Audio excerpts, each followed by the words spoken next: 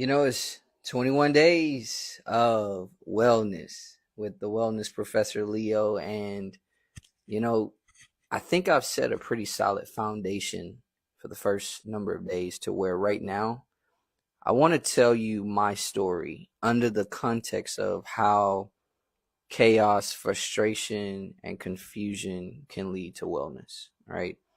I want to be absolutely transparent as much as I can at this point to really communicate that while wellness is my focus, wellness is my lane, it's my vein, it's my thing, wellness has not always been mine.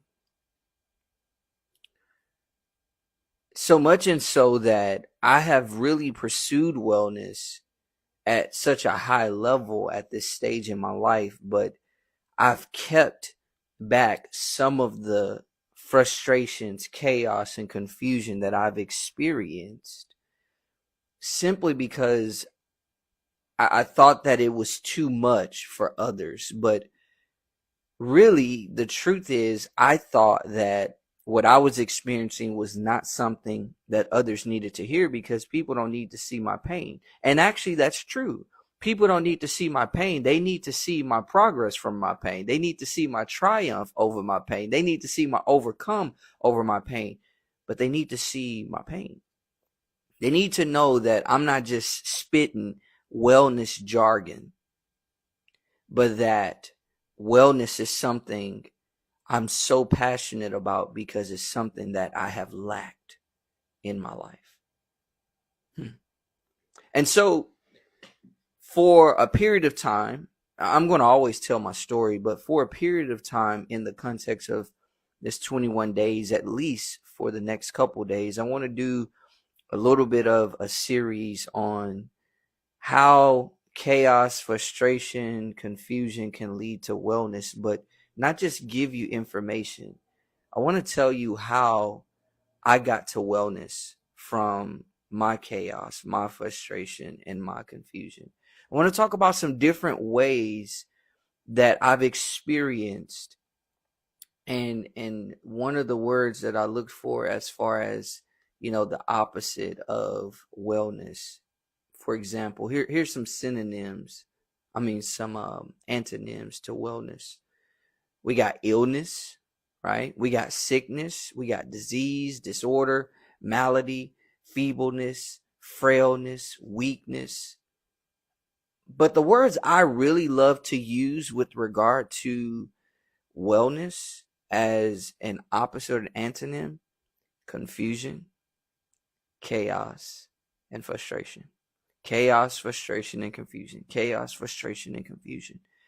And to be honest, all the pain, all the illness, all the disease, all the, what's some of those other words? Sickness, all the disorder, all the maladies, feebleness, frailness, weakness, for us really are in the phrases of chaos, frustration, and confusion. Because if we're dealing with any void of wellness in our life, any lack of wellness in our life, it really comes down to the fact that what's the surface of it is the chaos, the frustration, and the confusion. Listen to me. I want to share at a surface level. I've dealt with marital chaos, frustration, and confusion. I've dealt with parental chaos, frustration, and confusion. I've dealt with sibling chaos, frustration, and confusion. I've dealt with workplace chaos, frustration, and confusion. I've dealt with career chaos, frustration, and confusion. you know, I've dealt with suicidal chaos, frustration, and confusion. I've dealt with financial chaos, frustration, and confusion. I've dealt with learning chaos, frustration, and confusion. I've dealt with team chaos, frustration, and confusion. Chaos, frustration, and confusion is absolutely real. But let me share this with you. Why does chaos, frustration, and confusion happen? Like, this was an important question that I had to answer.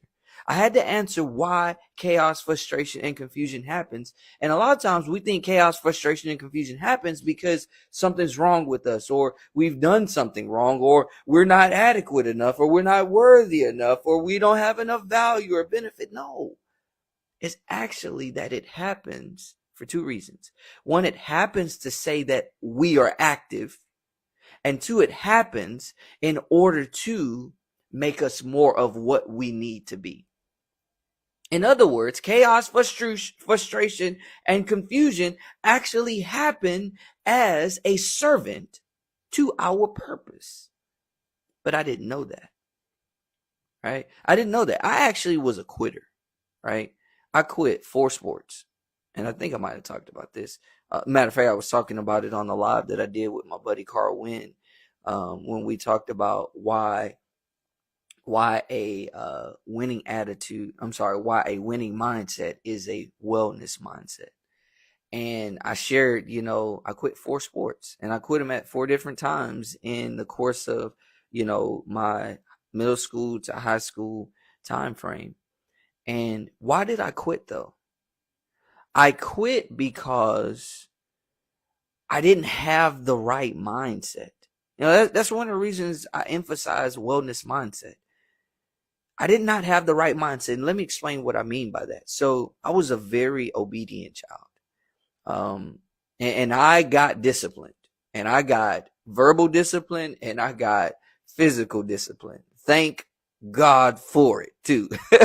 And I understand why there's a distinction, but that's not for this conversation. There's another. We'll talk about that another time in some of my later content in the year.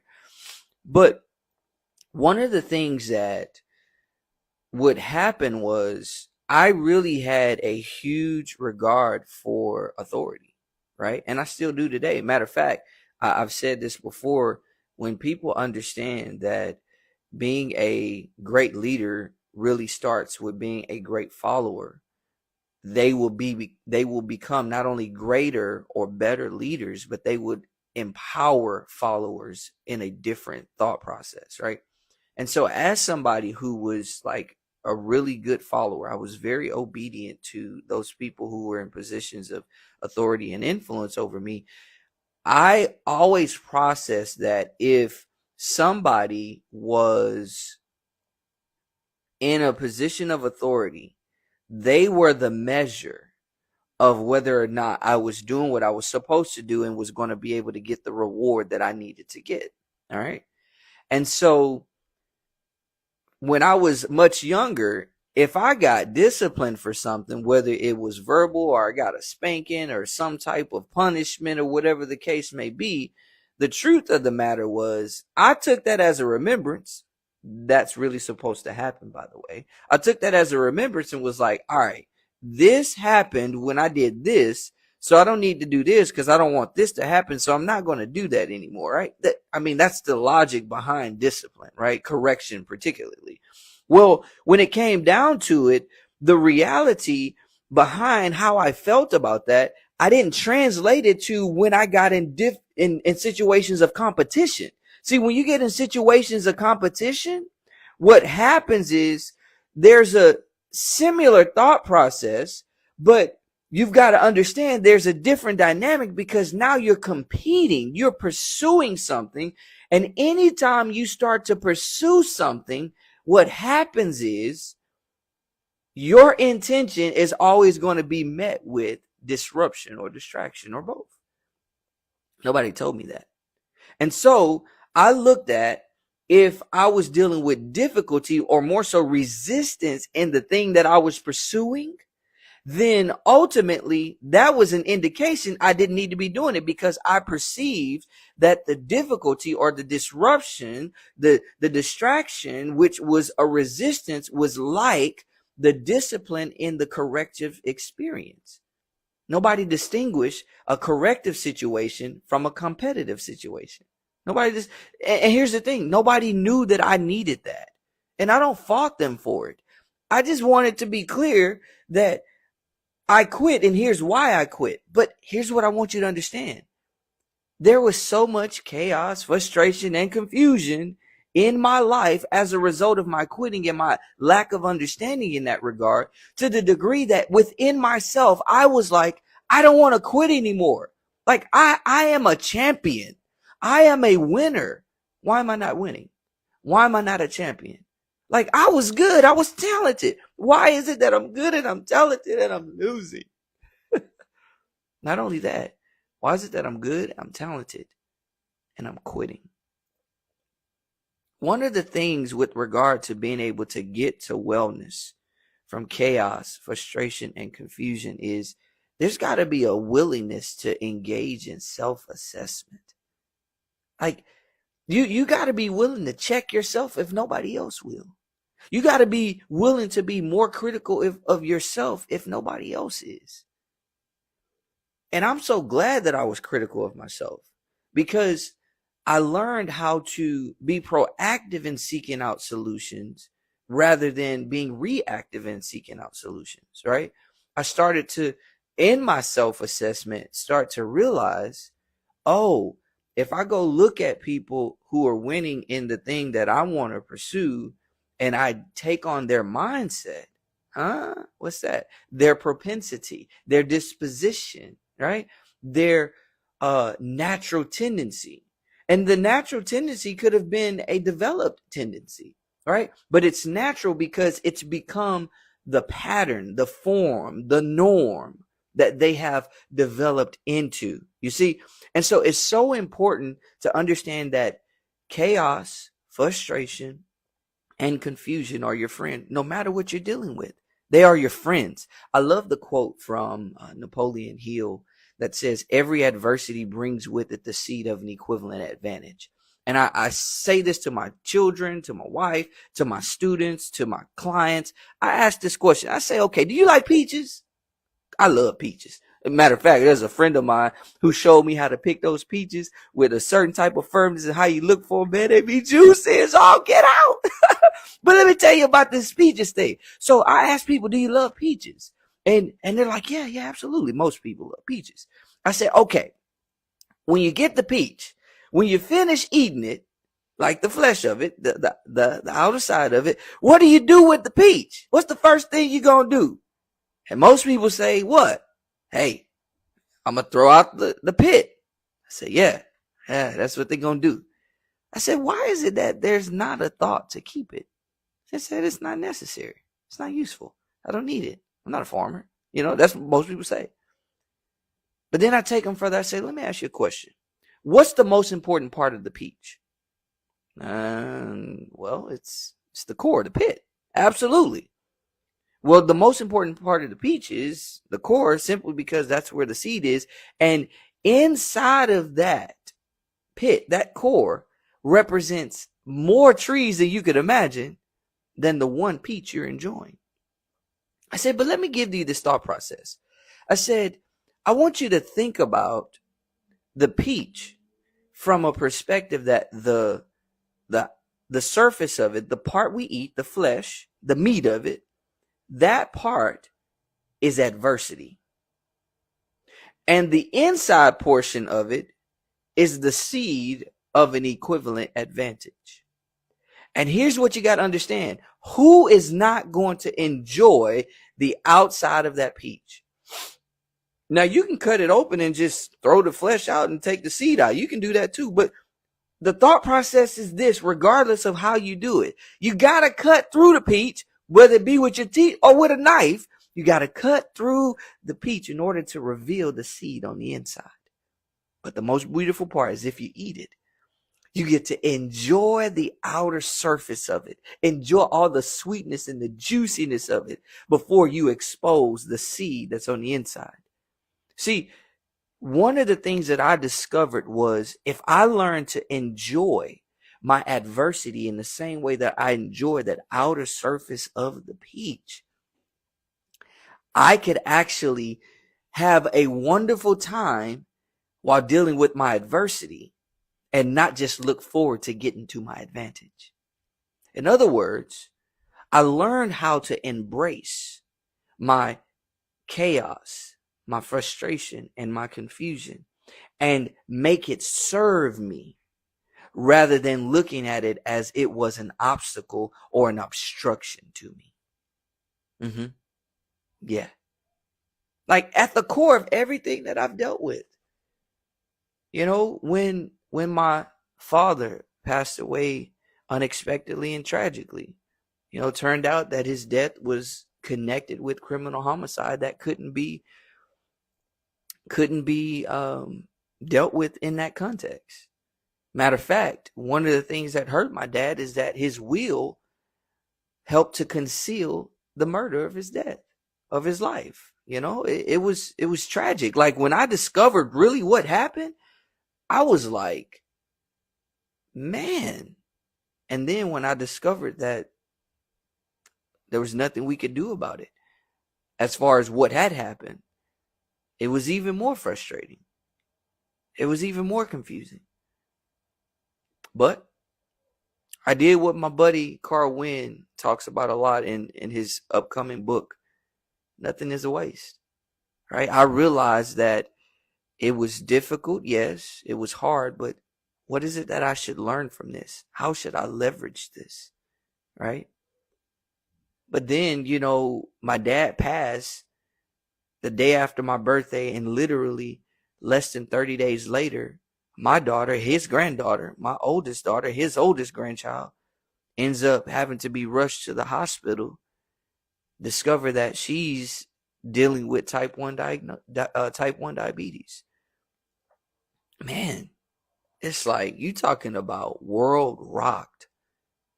And that's not even, the surface, scratching the surface of the chaos, the confusion, and the frustration that I've experienced in my life. But here's why I bring this up. I don't think we need to just air out our dirty laundry without there being some intention. But in the right situations and in the right ways, especially when we've gotten help, when we've been helped through and we've overcome our pain, we need to share with people the pain we experience. We need to share with people the confusion, the chaos, and the frustration that we experienced, how devastating it was to us, how much it was depressing us, how much it was really weighing us down, in order to share with them what solutions and sources of strength we drew on that they might need. Wellness is pivotal. As I told you, wellness is like wealth in the sense that wellness is the mindful, intangible aspect of our existence. Wealth is the material, the more, what did I say? I said it's the intangible, measurable. That's what it is. The measurable aspect of our life, meaning we can know what abundance we have in wellness by looking at the abundance that we have in our observable manners, the relationships, the interactions, the opportunities, the activities we're engaged in, all of those different aspects. And so, matter of fact, I want to talk about something real quickly. I was thinking about it, and I'll share this as I get out of here. I have this shirt on, and it says, "Yet is always calling you to know who you are." Why did I even put this together? This phrase, where did it come from? So, 17 years ago, almost 18 now, my mother passed away from breast cancer. And it's crazy in the manner in which it all happened, because I literally graduated from college right before she passed away, and then I got married right after she passed away. So literally my mom's passing was sandwiched between my graduation from college and my, starting a new life with my wife. And I dealt with it pretty solidly on the outside. But I was the type of person, I get to work. Let me just keep doing what I'm doing. And I really did not grieve. But one of the things that was so profound was In that time frame before my mom passed away, right after my graduation, but before she passed, she and I were having a conversation, and it was kind of like a day like today. The light through the window coming into her office, and I was sitting in this chair close to her file cabinet, and she was sitting in her desk, and the light was just shining in. It was a beautiful day. It was a beautiful day because we were having a conversation, engaging. And she looks at me and she says, "You don't know who you are yet." And my stupid tail, I can call myself that. Don't you do it, okay? My stupid self, my proudful self said, "Oh no, I know who I am. I discovered who I was and this and that and blah, blah, blah, just had my things to say." And she looks at me and she's like, "Okay." Got off the conversation. We kept going, talking about something else. My mom said 7 words to me, and I only heard 6. I'm going to say it again. My mom, my mother, or as I would often say, my mama, said 7 words to me, and I only heard 6. What was the last one? Yet. I missed it. I missed the yet. Because of every word that she said, the yet was the one that gave the clarity and perspective of it. My mom was not telling me I didn't know who I was, even though that was true. She was saying, you are going to know who you are. Isn't that what you don't know who you are yet is? It isn't that? Hey, and man, then she passes away. Then I get married. And all these pivotal moments are happening in my life and she can't be there. Then my daughter is born a number of years later. She can't be there. And literally, about a year after my daughter was born, it was as though I heard my mom's words again. Almost like she just resurrected for a moment and said, "You don't know who you are yet." And I got it finally. I got it that the yet in her statement was actually calling me to know who I was. Because, see, if I would have listened in that moment, I would have tuned in and said, okay, I don't know who I am. See, I was kind of, I could have been confused at that point if I'd have keyed in. Like, what you mean by that? But if I would keyed in on it, I would have engaged in discovery and assessment of myself and her words. And it probably wouldn't have taken 4 years for me to figure out what she said was so valuable to me.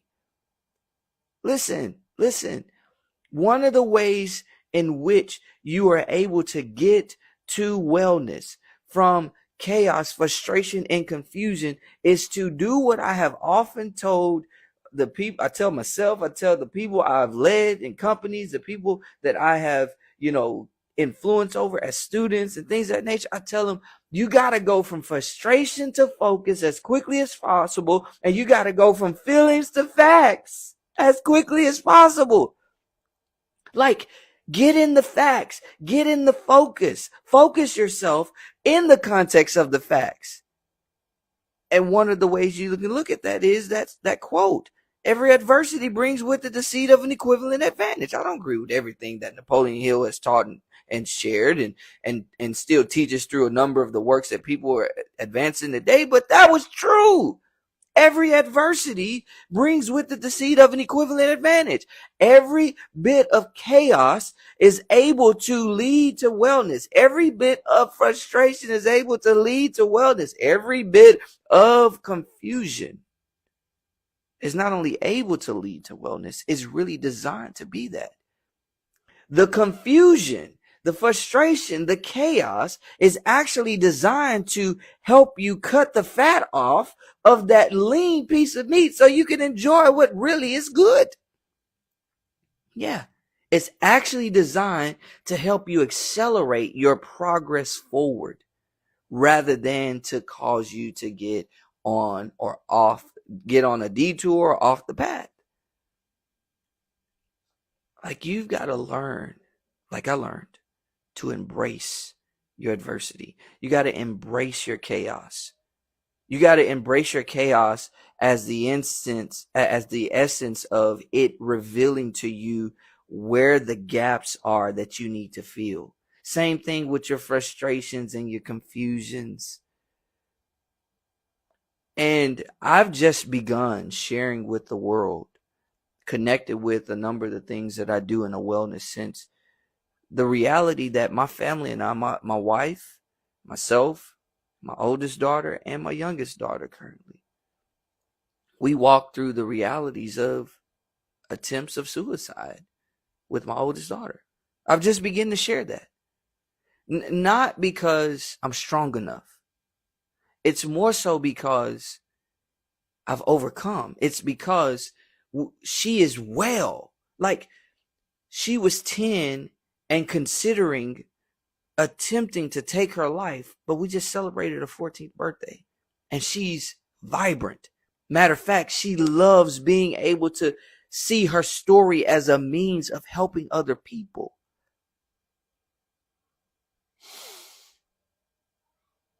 Let me share this with you as I close this out. Man, I love the perspectives of the Bible. I love the richness of the wisdom that's in it. And there's one experience with Peter, who was one of the disciples of Jesus, where he was communicated to that he was going to go through a season of difficulty. But like my mother said with me, you don't know who you are yet. He was told, when you are converted, meaning when you come through this season of difficulty, strengthen your brother. Now, see a principle there. Here's the principle. The principle is, you're going to go through difficulty, but if you pursue your difficulty to overcome your difficulty, that is good. And it's more so that there's possibility for you to overcome your difficulty. But when you overcome your difficulties, when you eliminate your chaos, frustration, and confusion, or in other words, like I do as the wellness professor, when you replace your chaos, frustration, and confusion with wellness, go out and help somebody else to replace their chaos, frustration, and confusion with wellness. In other words, when you discover a solution, when you discover your value, when you discover the thing that helps you to win over the thing that was trying to take you out, guess what you need to do? You then need to not only continue to be consistently in implementing it, you need to then take it and share it with others. Not just in a commercial